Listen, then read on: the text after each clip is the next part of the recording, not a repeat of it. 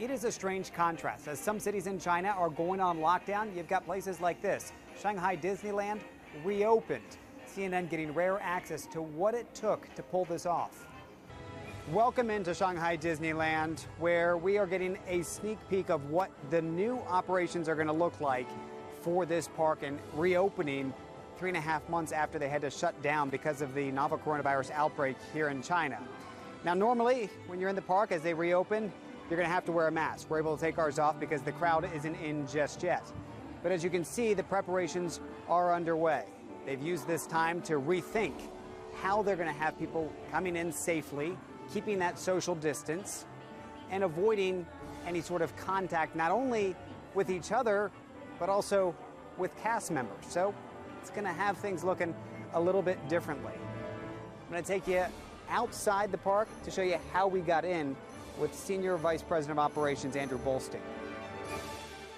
We ask our guests to do a few things now, differently than before. One is we ask every one of our guests to have temperature screening as they arrive here at the resort.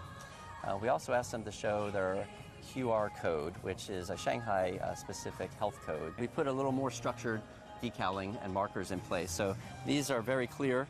Don't stand here, yeah. And then you stand in the blank space in between. As always, we require government ID to redeem your tickets at the entrance, but we're also going to be capturing government ID information for every guest that comes into the park, not just one per party, as part of the traceability measures that we have in place now per the government guidelines. Give us an idea, I mean, as we're walking through, what folks will notice that's different. I mean, one thing that stands out to me is constant sanitation.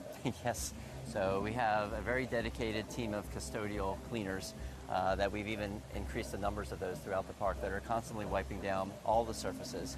And noticing that parade go by, obviously a distance, but yes, you can still see the characters. Yes. Not the big hug and high fives, right? Exactly. More of a selfie moment and take the photos, but again, it gives the guests that ability to have that emotional moment and that connection. As you're walking along the line here, you'll notice the places you can stop and the places you need to keep a distance. And then eventually you make it to the attraction. Notice this, I want to point this out. As I go into number 1, normally you have number 2 to go into. They've got it roped off.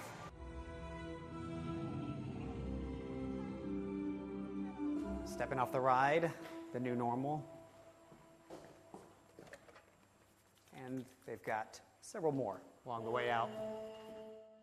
Ask for the guest's understanding that for your health and safety, the table's unavailable. So basically we're asking the guests not to sit here, sit there, and again, it creates kind of that separation between all the different parties. Safe spacing even for the performances. This is one of the stages. Look here in the crowd. Pick a box. That's where you and your family unit will stand, keeping that distance. We'll be able to strike that right balance between the safety and health and confidence side, and then the magic that we're able to deliver every day. Do you feel in many ways that not only other parts of the company are looking here and other parks hopefully going to be reopening, but maybe even other companies saying, let me see how they're doing it. Maybe this could help us reopen too. Everywhere's a little bit different though. There's different regulations, there's different environments, people are at different phases of the epidemic. But I think what we have can be a model, hopefully some inspiration for them, and they'll adapt it for what their local conditions are. Same thing with the other operators around the world. We communicate and we share. In this type of environment where we want to focus on safety and health, that's an area we all share together. Decided to end our day in Tomorrowland. The reality is the future is uncertain, not only here in China, but across much of the world. And places like this, while they operate a bit differently than we're used to, you wear the face mask, you got to keep that social distance, you still find it to be an escape from the noise of the rest of the world and a place to soak in the joy. David Culver, CNN, Shanghai Disneyland.